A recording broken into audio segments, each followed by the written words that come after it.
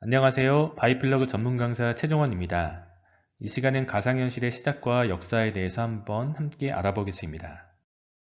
먼저 가상현실의 개념의 시작, 가상현실의 역사, 마지막으로 VR과 AR의 성장 발판을 함께 알아보겠습니다. 먼저 가상현실의 시초입니다. 영국의 발명가이자 물리학자인 찰스 휘스톤이 인간의 인지체계를 연구하던 중에 입체 영상의 기본 원리를 밝혀냈고 이를 논문으로 발표했습니다. 바로 인간의 두 눈에 각각 시야를 조절한 화면을 보여주면 인간의 뇌에서 실제 눈으로 물체를 보는 것 같은 입체감을 느낄 수 있다는 점을 발견했습니다. 그는 1938년 왕립학회에 스테레오스코프라는 입체경을 발표하였습니다. 가상현실, 즉 컴퓨터 그래픽은 아니지만 양한 시차로 인해 두 눈에 각기 다른 사진을 보여줌으로써 입체감을 주고 몰입감을 높여주었습니다. 현재 VR 기기인 HMD의 시초가 되었음을 알 수 있습니다. 같은 사진이지만 미묘한 시차를 두어 촬영한 사진을 각각의 눈에 보여주면 뇌에서는 입체감 있는 하나의 그림으로 인식되어집니다.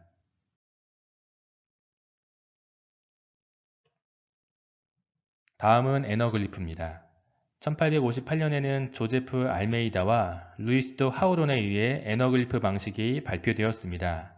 이는 적색과 청색 필터를 사용한 안경을 쓰고 이에 맞춰 구성된 화면을 통해 입체감 있는 화면을 볼 수 있는 기술입니다.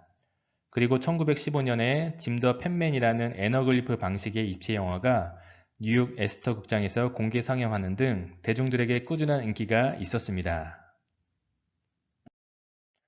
1952년 아치오블로 감독의 부하나 악마가 개봉했습니다. 50년대의 입체 영화는 이를 시작으로 부흥하였습니다. 안경도 저렴하고 영상도 쉽게 구현이 가능했기 때문입니다. 이 영화는 평광 방식의 입체 영화였습니다. 평광 방식이란 빛이 진행할 때 특정한 방향으로 진동하는 원리를 이용해서 왼쪽 눈 영상과 오른쪽 눈 영상을 수평 또는 원형으로 분리하여 평광 필터 안경으로 보는 것입니다. 현재는 셔터 방식의 3D 영상으로 발전해 왔습니다. 셔터 방식은 TV에서 왼쪽 눈과 오른쪽 눈을 위한 영상이 번갈아 나오면 셔터 안경이 이 신호에 빠르게 반응해 번갈아 열려 입체감을 주는 방식을 말합니다. 셔터 안경이 계속 깜빡거리기 때문에 눈의 피로도가 상당히 높지만 화질과 깊이감이 평광 방식보다는 훨씬 좋습니다. 정리해보면 적청 방식인 에너글리프는 일반 디스플레이에서 사용이 가능하지만 적색과 청색 필터를 사용하기 때문에 색상 재현이 불가능합니다. 평광 방식은 안경 가격이 저렴하나 해상도가 2분의 1로 감소하는 단점이 있습니다. 셔터 방식은 고화질의 3D 재생이 가능하지만 안경이 깜빡거림으로 인해서 눈의 피로도가 상당히 높고 안경이 비싸고 무겁습니다.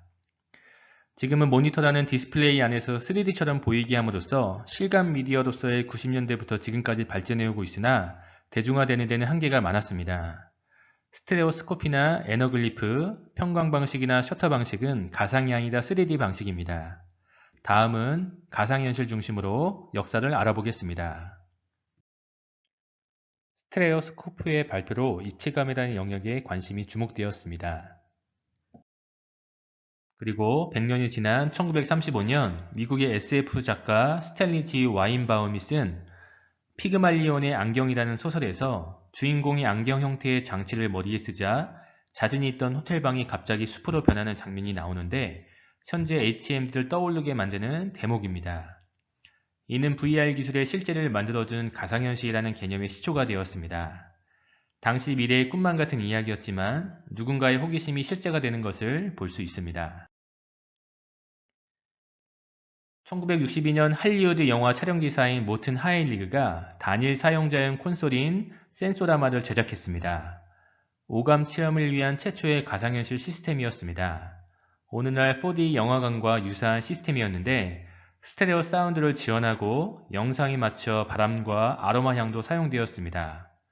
상호작용 기능은 없었지만 체험자로 하여금 몰입감을 높여주는 영상 시스템이었습니다. 미국의 컴퓨터 과학자인 이반 서덜랜드는 1965년 머리에 쓰는 3차원 디스플레이에 대한 논문을 발표했고 1968년 하버드대 교수로 있을 때 그의 제자와 함께 가상현실과 증강현실을 위한 HMD를 개발했습니다. 이 장치는 너무 무거워서 천장에 부착해서 사용하는 방식이었는데 이 때문에 다모클레스의 검이라는 이름으로 불리게 되었습니다. 다모클레스의 검은 양한 디스플레이와 머리의 움직임을 추적하는 기계식 장치 등이 있으며 추적 장치의 크기와 무게 때문에 머리에 직접 쓸 수가 없었습니다. 당시 그래픽 기술의 수준이 발달되어지 못했기 때문에 이 장치로 구현한 화면은 허공에 몇 개의 선으로 이루어진 입체 도형을 띄우는 것이 전부였습니다.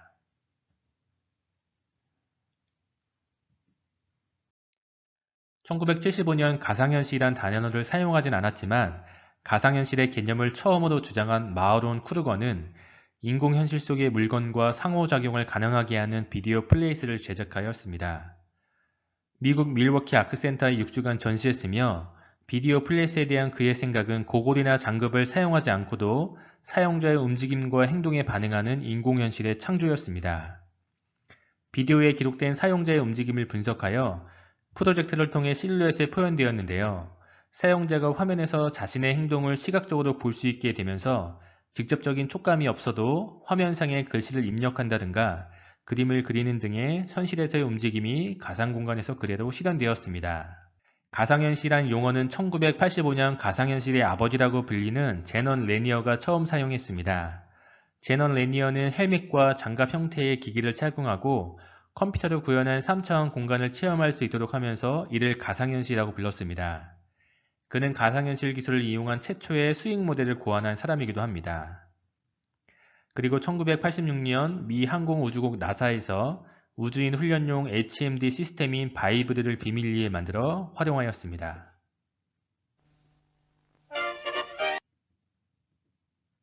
처음으로 증강현실 용어를 사용한 사람은 미국 항공기 제작사 보잉의 연구원이었던 톰 코델입니다. 그는 복잡한 비행기 전선 조립을 위해 증강현실 기술을 개발했습니다. 비행기 한 대를 만들 때 수만 개의 기계 장치를 외우고 순서에 맞춰 문제없이 조립하기는 쉽지 않은 코델은 이 문제를 해결하기 위해 와이어와 케이블로 조립할 때 각 기계 장치에 정보가 담긴 가상의 이미지를 띄우는 시스템을 만들었고 이것이 바로 증강현실의 모태가 되었습니다. 가상현실과 증강현실 기술은 1990년대에 한 차례 붐이 일어난 바가 있습니다. 그러나 기술의 발전은 기대보다 더뎠고 실생활에 다양하게 활용되지 못하고 시들해졌습니다. 가상현실이라는 개념 자체는 오래된 것이지만 가상현실을 실용적인 수준의 상품으로 만들어낸 기업이 없었습니다. 그런 상황에서 2011년 현지 오큘러스 리프트의 창업자인 파머 럭키가 저렴한 비용으로 제작 가능한 가상현실 게임용 HMD를 고안했고 차고에서 시제품을 만들었습니다. 좀 더 재미있는 게임을 하고 싶었던 15살의 파머 럭키는 창고에서 각종 부품을 분해하고 조립하기 시작했습니다. 20살이 되던 해에 자신이 사고 싶었던 기계를 직접 만들어내고 말았는데 그것이 바로 오큘러스 리프트입니다. 어린 소년의 기발한 아이디어로 출발한 오큘러스 리프트는 2011년에 처음으로 대중에 공개되었고 많은 후원자를 이끌어내 킥스타터 모금을 통해 지금까지 성장해 왔습니다. 그리고 지난 2014년 3월 페이스북이 20억 달러라는 거금으로 오큘러스 리프트를 인수했습니다.